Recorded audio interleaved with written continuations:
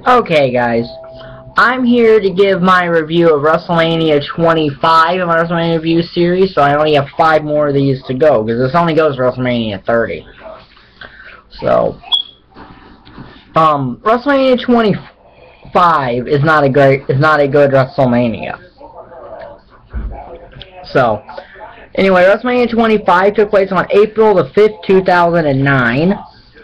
From the Reliant Stadium in Houston, Texas. I think it was formerly the Astrodome, but I could be wrong. Opening contest is the Money in the Bank ladder match. CM Punk versus Christian versus Mark Henry versus Kofi Kingston versus Finlay versus Shelton Benjamin versus Kane versus MVP. Okay match here. It's a 2-star match. Punk wins Money in the Bank for the 2nd year in a row, but I think it was a wrong booking decision, honestly. I think Christian should have won this Money in the Bank. You know, he had just come back from the company and all that. And even if you weren't sure if Christian could be the World Champion material, you could have him win, but then be the first guy to lose his cash-in. You know, I think Christian winning this Money in the Bank would have been a much better thing, seeing as how he just come back from the seeing as how he just came back to the WWE.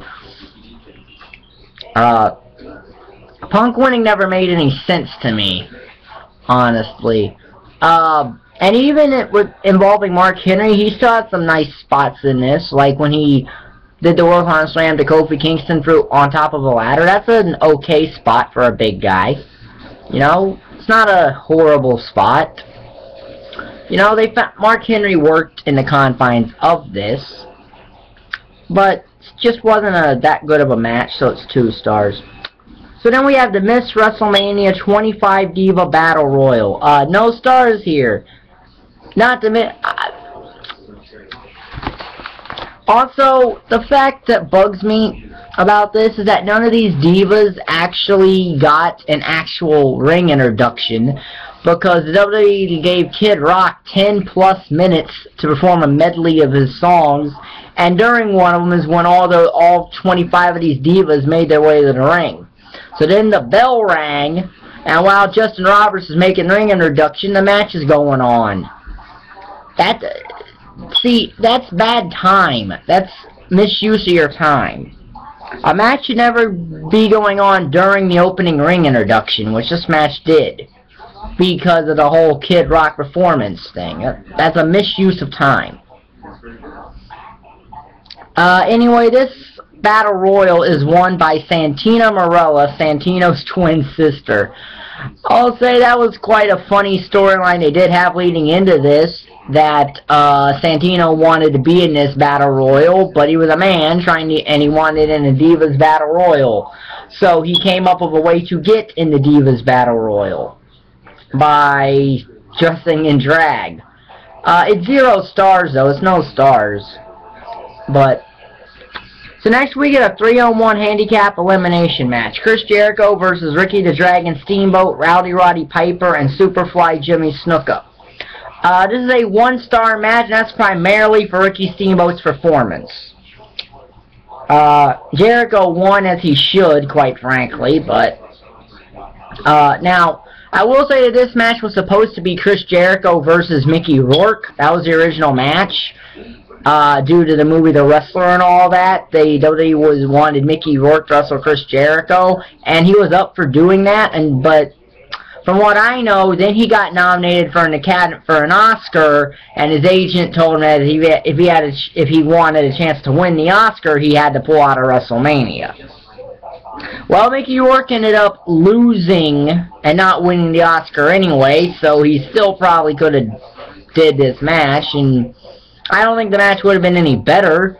But I will say, in a case like that about a celebrity in the ring, at least Micky Rourke did undergo training for the wrestler, so it's not like he would have went in there untrained fully. Because he went to APA, the Wild Samoans Wrestling School, and actually learned, you know, the tricks of the wrestling trade. So, yeah, Jericho eliminates Snuka, then he makes Snuka tap out, and he pins Piper, and he pins Steamboat with the Codebreaker. He punches Flair, and then Micky Rourke knocks him off a right hand. That's the lamest, you know, that's about the lamest celebrity involvement you will have at WrestleMania. So, 1 star, and like I said, it's for Ricky Steamboat's performance. Steamboat, ironically, actually wrestled Jericho at Backlash 2009, the following month, so he stayed around for a little bit after that, for a small little mini run he had, in a way, after going into the Hall of Fame. Next is a match that I think should be higher up on the card. The Extreme Rules match between Matt Hardy and Jeff Hardy. It's an okay Extreme Rules match. I think it needed far more time. I think they didn't give it enough time.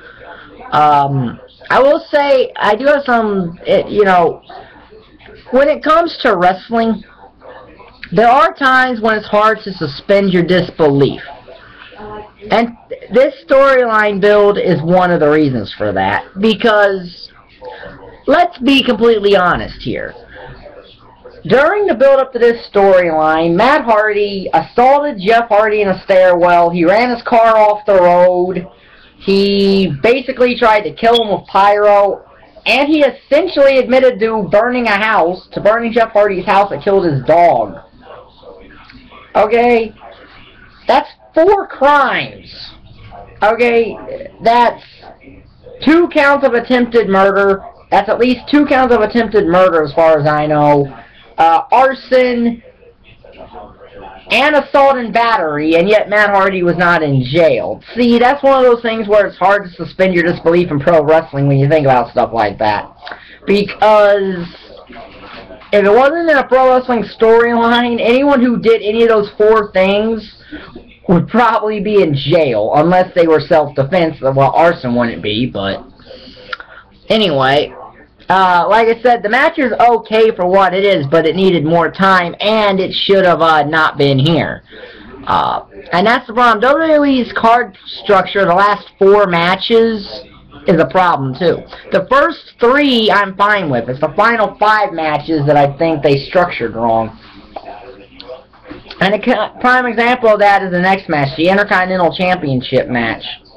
JBL versus Rey Mysterio. This match should have been where the Hardys match was. This should have been the 4th match. And it's no stars because it's not a match. It's 21 seconds. It's a 21-second match that serves no real purpose.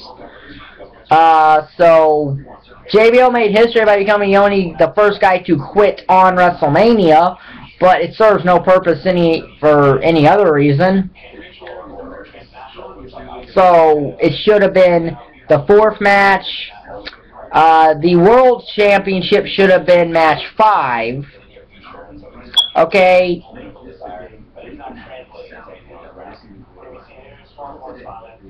Then, you know, Matt Hardy and Jeff Hardy should have been 6. The WWE Championship match 7. And then Undertaker Michaels would, as the main event. That's how this card should have been structured. With those 4 matches, the top 4 matches.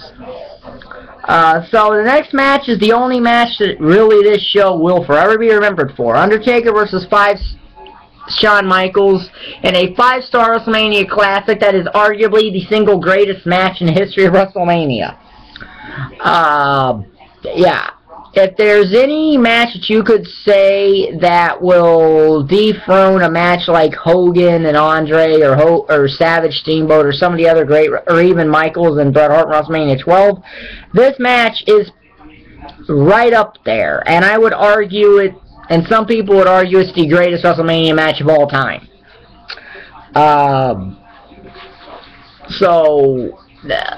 This is a good match. This is a tremendous match. This is one of those matches that'll get you on your edge of your seat. In fact, when I watched it in 2009, I was on the edge of my seat watching this. I was really into this match. And I couldn't say about any other match that was on this card except this. That's how good this match is. A match like this, if they did a match like this today, I would praise that match because it would give me a reason to keep watching wrestling sometimes, more than the occasional great moment. But yeah, no problem with this match. 5 stars. Taker won as he should have. 5-star classic. Their match the next year, Michaels and Taker, while it did main event 26, While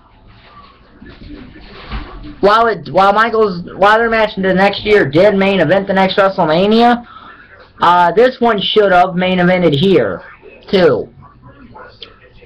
It's the better match, but I understand, in a way I can understand from a storyline aspect why they went the main event they did, but I'll get to that.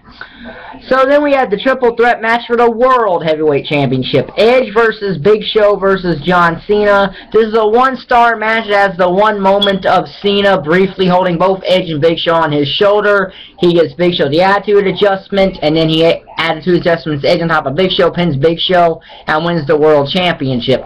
Cena would lose the World Championship before Backlash, and then he would face the Big Show in a last man standing match where he got put through a light. So maybe I should watch Backlash 2009 and review it, because there's a lot of stuff I remember from that show. Maybe those will be like bonus reviews if I don't have anything to do. So it's like that. 1 star there. So then we get the WWE Championship match, Triple H versus Randy Orton.